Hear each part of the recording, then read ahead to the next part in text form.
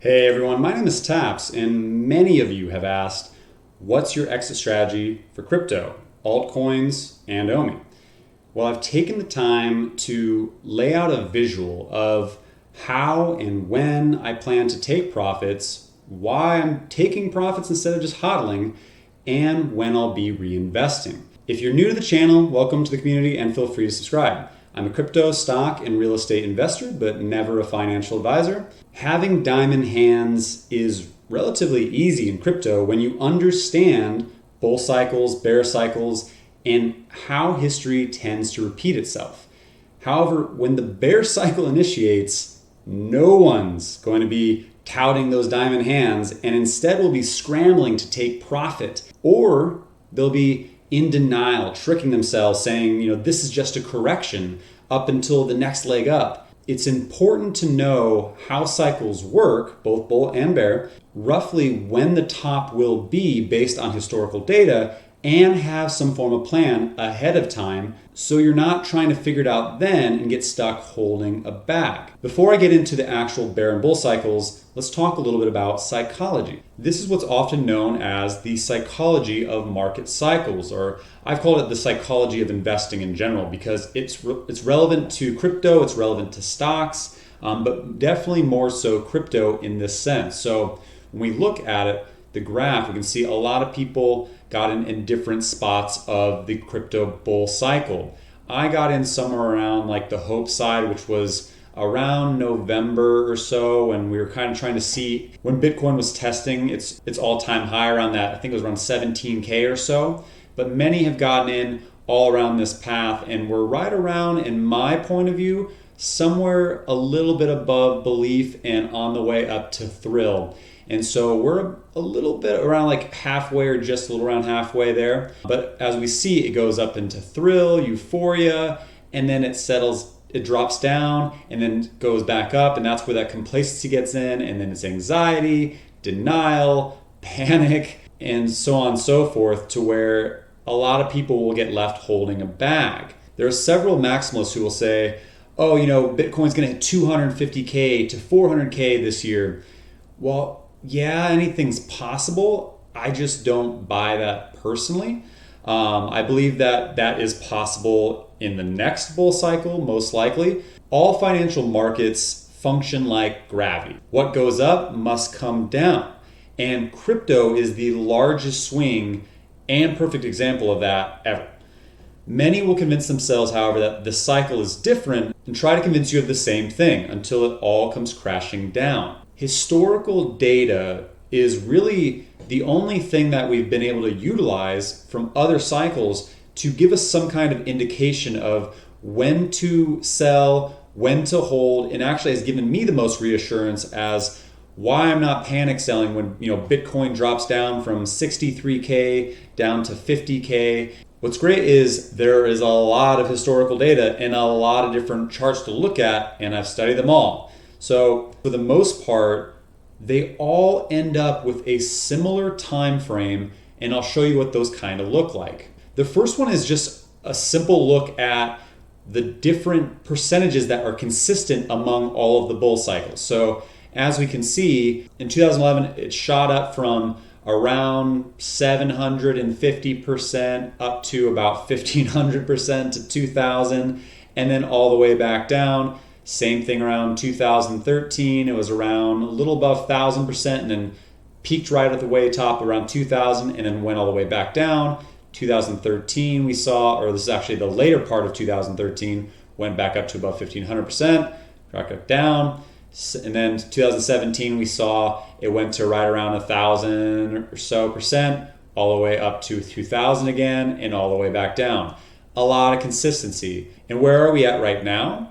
Right now, roughly we've been around that 500% on the year. So if we're using that chart as an example, then we're roughly about halfway to most of these points before they reached before they really got away from it, which was usually about a day to a few days before they peaked back down.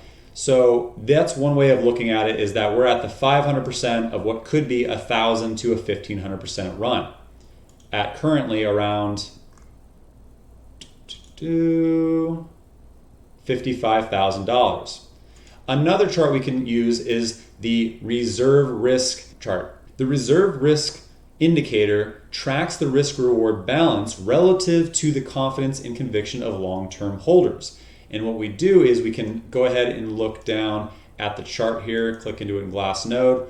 We can see that anytime it really went above, well, in this case, that one went way above in 2011 and shot back down. But anytime it exceeds this red box, we can see that it is meant to correct back down and then enter into the next bear cycle. Same thing happened in 2018, and again, we're right here, which is right around the halfway point, maybe a little bit above, but nowhere quite near the red box. Let's use another graph or a couple graphs. What a lot of people also do is they relate it to the Bitcoin halving. So we can see that there's a consistency among days. How many days did Bitcoin bottom before its first ever halving? 378 days. How many days did Bitcoin top out after its first ever halving? 364 days. This is the same consistency among days with roughly about a 30-day difference of each halving. Bitcoin halving 2, 546 days, 518 days. Bitcoin halving 3, 511 days. So when we looked at where this is going to come into play for the Bitcoin top out, it's roughly around October. Everything with the reserve risk looks like it's in line with September to October. Same thing with this one. And then I've also looked at a couple different things with on-metrics data. The relative strength index, HODL waves, there's a ton of different content out there, but a majority of people who have lived through these cycles, whether it was way back in 2013 or in 2017-18, they all are saying the same thing, which is roughly around September to October is when we'll see the end of this bull cycle.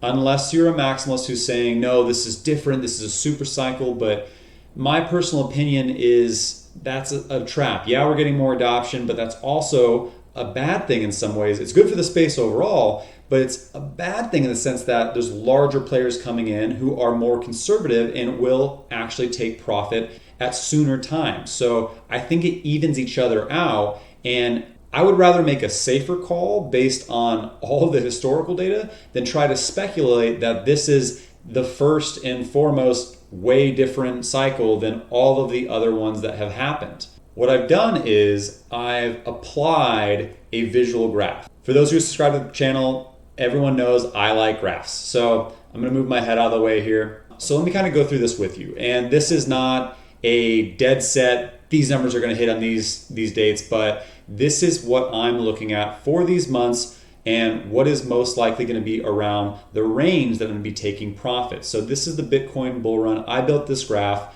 This is the by the thousand, so 20,000, 40,000, 60,000, 80,000. This is actually the current trend up from 2021. I think I listed around November or so, all the way up to today's date, which is May 3rd, 2021.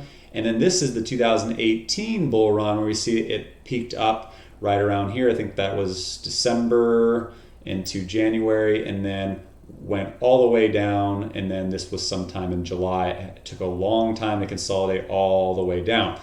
And we can see all the months here. So I've been in Bitcoin for a while. I got in back in 2018, but that was when it was basically right around, I want to say like here, and I held, and I didn't buy a ton back then. And then I bought in August when it started making a run, and then tripled up my investment in November when Bitcoin was around 17,000 and testing its new all-time high. And that's when we saw it break that all-time high, and it's been in its bull cycle, which a lot would estimate the bull cycle really started around October, some say November. Just for the sake of numbers, I'm gonna say it's estimated around 11K. So when we use that number, we can see it's still got a lot of way to go based on all of those charts, whether it's at that 100 to 150% mark, whether it's the on-chain data that we've seen, whether it's the reserve risk, whether it's the time allotted until the next top out for the Bitcoin halving. But that's what I use to kind of consider when I'm going to be taking profits, and I want to actually go through this with you. So around June is roughly when I think we'll be probably around 75 to 80K in that range. And that will be when I'll be taking 10% profit on Bitcoin. And usually when Bitcoin trades sideways is when the altcoins start moving. And that will be probably a week after that 78K range for Bitcoin is when I'll be taking 10% on my altcoins as well. Majority. There are a few outliers that I won't be, like my Ecomi. I have set targets for that I'll be taking different from all these, but for the most part, altcoins, Bitcoin will be within the same range. I'll be taking another 10%, around 88K. I'll be taking, this will be probably around mid-July to August. Again, speculation, this is my kind of thought pattern of when it will hit these targets. And then I'll be taking 20% at right around 95 to 100K range. And then that will also be when I'm going to be consolidating most of my altcoins. I have roughly about 50 something coins altogether, like different types of coins. So, and that's a lot. Like some people hold like 5 to 10 to 20. I hold a lot of different types of stocks. I hold a lot of different types of altcoins. And so what I'll be doing is consolidating right around that 100K mark, about 80% of my alts into just around probably 10 or 15 coins total. And then I'll be taking another 10% around this 118K. Now, many people will say, well, if you really think it's going to run to, I'm estimating around 125K to 150K is where we'll see the top of the bull cycle sometime around mid-September to probably mid-October. Why would I not just then wait till then? Well, there's a number of reasons. I'll get into it on what to consider on my next slide, but that is my plan for taking profit. And what's great is because I got down here, that 10% is roughly going to recoup 2/3 of my initial investment. This 10% will be a great profit over my initial investment entirely, and this will be substantial profit, so on and so forth. I'll probably consider taking another 10% or so as this moves up, and then even more so if it does really go past that 150K mark, and then just slowly watching it. And then what'll happen is it'll drop down, and it won't be a straight drop like this. It'll go down, up, down, up, down, up, and it'll consolidate down to roughly around 40K is my guess. So what I'm doing is all of this is profit, right? Above that 40K point, and since it's way above my initial entry, so what I'm going to do is I'm going to be taking a portion of all of my profits and re-entering at the bottom of the bear cycle, which could be anywhere between January, May, even further out. So I'll be watching that. But I took out my initial investments at a high so that way I could reinvest it at a lower amount. And what I'm doing is I'm getting ahead of the herd. And so yeah, I could be holding it to that 125, 150 peak mark, but there's going to be a lot of things happening at that point, and it's going to be madness during that time. So this is my exit strategy. I mean, you could apply this to your strategy, you could come up with your own, but either way, I think it's good to have something in place versus just riding it all the way to the top, then scrambling to try and find one at the end. So a couple of things to consider and my prediction. So why Q4? Like, why is October or September, when is that going to be the end all? It's the perfect storm of things happening. So all of that historical data and charts, or what I showed you, are just the tip of the iceberg. All of the large investors hopping in, all the hedge funds who are going to need to show profit for the year are going to need to take profit, and they're going to want to do so before the end of the year. Companies like Tesla and others are putting crypto on their balance sheets. Again, they're going to want to sell a lot of that crypto before the end of the year to show strong Q3 and Q4 numbers. Inflation. So there's a ton of talk about it right now. It's already creating FUD, fear, uncertainty, doubt. But we know that near the end of the year, inflation is going to be steadily rising and then going to be really coming into play in 2022. So what's going to happen is everyone's going to say, oh, I need to get all my money out. I need to collect all, and it's going to create a lot of panic. And that's the mix of everything else is going to be big. Plus, a lot of people have not been hodling since 2017, since 2018. A lot of people have gotten in 2020. Around the Bitcoin halving, a lot of people got in around like August, September or so, and that's how long a lot have been hodling. And so a lot of people will now have been holding their crypto for 12 months. They now no longer, depending on where you live, you may not be acceptable to long-term and short-term capital gains, but in the US, if you hold it for at least 12 months without selling or swapping it for another token, you're not going to have to pay as high of a tax. So it's that long-term capital gain. So a lot of people will be then taking profit. So all these things mixed together create that perfect storm for Q4. The next one is Bitcoin will drop, but not as drastic as past years due to this adoption that we've seen. So in the past, when we look at Bitcoin, it's gone from roughly, let's see, this 2017, it went from 19,000 all the way down to around 6,000, then continued all the way down to 3,000. So it cut to about a third, and then it cut to roughly about a sixth or so. So I don't think it'll be as drastic this run, but I do believe it'll cut down to that third and remain, or about third or fourth. So I think we'll see Bitcoin ultimately end up at around 35 to 40K at the bottom of the bear cycle. The next is altcoins will still drop drastically, 80 to 90%. Besides a few, maybe like ETH because of ETH 2.0 coming out roughly the end of this year, and seeing into probably next year, since Ethereum is notorious for pushing things out. But altcoins take the brunt.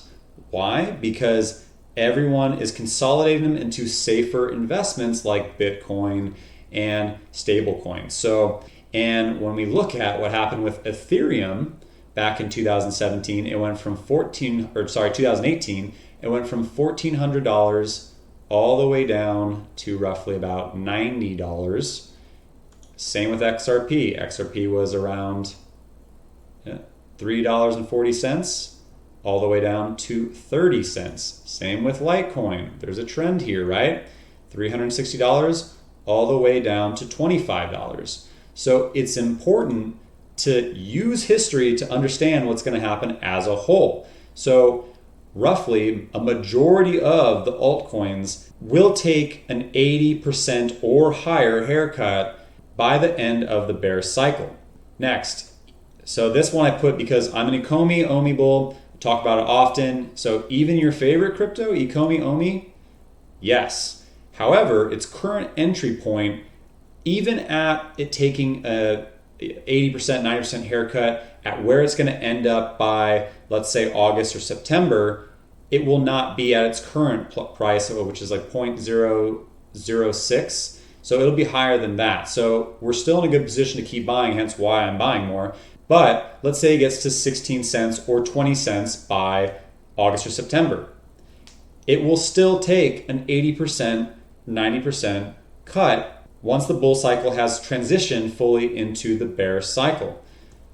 Altcoins will have a few days or a week until they drop after BTC. So Bitcoin, we can see, started dropping, or it took a dip and then it started really dipping right around January 5th. You can see Ethereum took much longer, January 12th, and then continued dipping. Same with XRP, was like a day after Bitcoin. The point is if history does repeat itself, you will have a day, couple days, a week, roughly, before the altcoins will start their grand exit.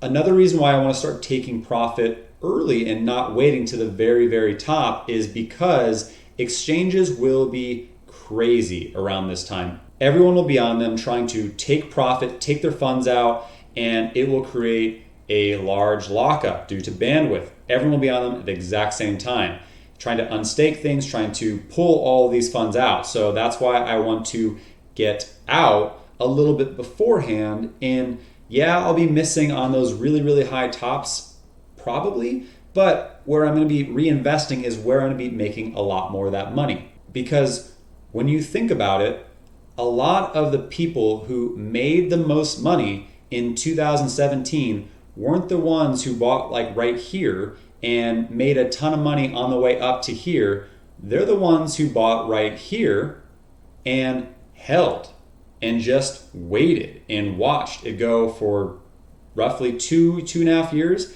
until it now hit the next bull cycle. I'm convinced this portion right here are where millionaires are made if you choose to invest here and have enough foresight to do so and just be patient. The next bull run will be around probably 2024 because it tends to trend very much with the Bitcoin halvings, and that will be roughly around when the Bitcoin halving will be next, probably sometime around summer of that year. We'll see some spikes up on certain altcoins now and then, even in the bear cycle, due to adoption and events like we've seen with like Veve with Salesforce and Cardano with everything they're doing with all their partnerships, and we saw Project Africa. Chainlink was actually one of the most notorious for having spikes up even during the bear cycle. So some altcoins will continue to have spikes, but not go into a substantial gainage until the bull cycle reinitiates. I already touched on this piece, but I'll be consolidating altcoins down to main holdings, 50 down to roughly around, a little above 50, but down to around 10 or 15. So these will be my main holdings, the ones that I believe will, no matter what, survive the crypto winter, the bear cycle, and will come out the other side stronger. And that's your Cardanos, your Ethereum, your Bitcoin, your Litecoin, your VE chain, your OMI, your Chainlink, if I didn't already say that, but many, many more. But there's a bunch of other projects that I got into, right, during this time that I do think will survive, but I believe in consolidating down during this time into what has the most propensity to not only last that bear cycle, but also shoot back up the fastest when the next bull cycle initiates. And then I can reinvest. And you could say, why take profits, right? Like, why not just hodl all of it, right? Like, it'll all be higher the next bull cycle.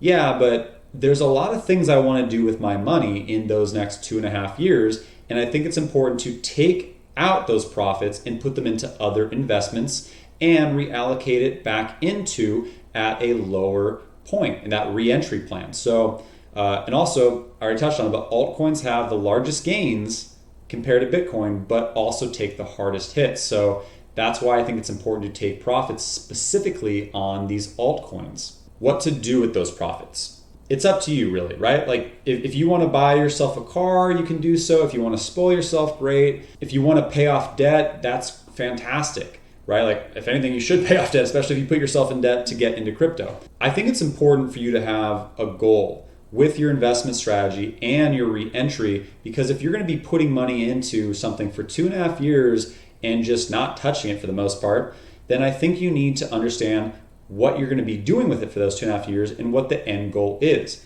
My end goal is to create enough passive income through crypto, stocks, real estate, YouTube, whatever else I can actually have the time to really manage, and eventually retire in, maybe the next 8 years, 10 years, it depends on how things pan out. So what I plan on doing with my crypto profits is I'll be taking 40%, and this is 40% of the 50, 60, whatever, 70% that I keep. I'll be taking 40% of those profits and I'll be holding it in USDT or USDC, some form of stable coin, and then re-entering into crypto at that lower entry point in the crypto bear cycle, and I'll just be hodling it and staking it in BlockFi for like my Bitcoin and Ethereum, Crypto.com for some other coins that maybe BlockFi doesn't have, and then also holding a few coins that actually give me coins in my Exodus wallet with this like V chain. If you're not familiar with BlockFi, it's a great platform for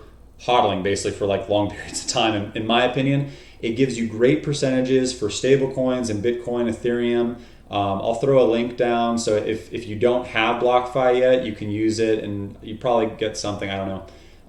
Crypto.com is another one. Basically, this is a 2.5 years of opportunity, right? So you can keep adding in maybe like small amounts monthly into your crypto during that 2.5 years, or you can again just stake it, hold it in BlockFi, and just keep getting more coins, right? Just by holding it in those platforms. The next piece I'll be doing is taking 30% of that overall percentage of my gains and putting it into, again, a savings account. Probably not. I'll be probably holding it in USDT or, again, a stable coin to stake it until April of 2022, which is when taxes are due. So every country is different, right? Like, I think Portugal and Germany and some other countries are very, very crypto friendly, which is awesome. I should probably look at real estate in one of those countries, and so that way I don't have to pay such crazy taxes.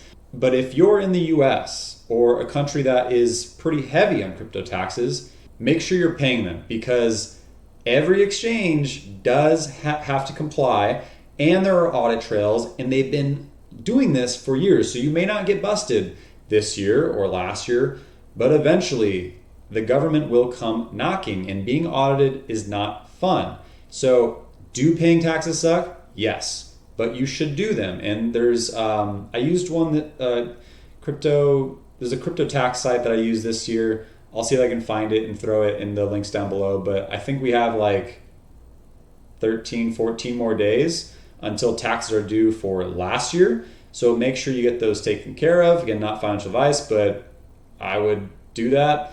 The next piece is 30% of that will be going into real estate or stocks. Kind of depends on where we are in the economic state at the time. With inflation coming up, real estate right now makes sense because interest rates are crazy low, even though prices are extremely high. However, eventually inflation will happen. Like it'll spike up, and what will happen is interest rates will also spike up. So yeah, the prices of homes will probably go down, but then the interest rate is much higher. So it's kind of like a catch-22. You can get in right now at a really low rate and take advantage of, FHA plans as a first-time home buyer or at lower composite rates, or you can throw that money into stocks, right? Like we'll see where they're at around that time, which they'll also be highly affected, and that might be its own play in itself, right? Like if stocks are really, really low, that's a good buying opportunity. So things to remember, I already touched on it, but just report your crypto taxes if applicable. Again, so you can follow this as your exit plan, but if you're nervous and you already have a ton of money and you're like, man, this seems like it's such a big risk, if it's already life-changing money, is it worth letting it ride for more versus losing it? Like that's one thing I ask myself is like, just everything crashed right now to tomorrow, like down to let's say 35K or even like let's say 10K. Would I be ruined? No. Okay. Would I be okay? Would I just become a bag holder for the next 2.5 years? Yeah. So that's why I haven't pulled out that money yet. And the last reminder is there's always opportunity. There's opportunity in the current bull cycle, even if there's only, let's say, 4.5 months left. There's tons of opportunity in bear cycles. There's tons of opportunity when inflation is high, when inflation is low. It's just you need to make sure you plan for changing events and that you know how to then pivot your strategy during these times. So when it comes to investing, I always need to be grounded, right? Like you've got a lot of for those who subscribe, I look at fundamentals, like I look at everything very big picture, and then I literally like apply like a roadmap of step-to-step processes of when I'm going to be taking profit or making choices on the next leg up of reinvesting. So one quote that's always stuck out to me was Teddy Roosevelt's, "Keep your eyes on the stars and your feet on the ground," which essentially means you can aim high and like believe in something, but make sure you're grounded. Make sure you have a strategy and a plan and know when to actually be realistic. Let me know your thoughts on my exit strategy. If you agree, if you disagree, if I left something out, please let me know. If you found value in this, please hit the like button so more folks can see this content and they too can have an exit strategy of their own. And hit the subscribe button and notification bell for future content if you're not already subscribed. That's it for today. I'm Taps. Thank you for your time and happy trading.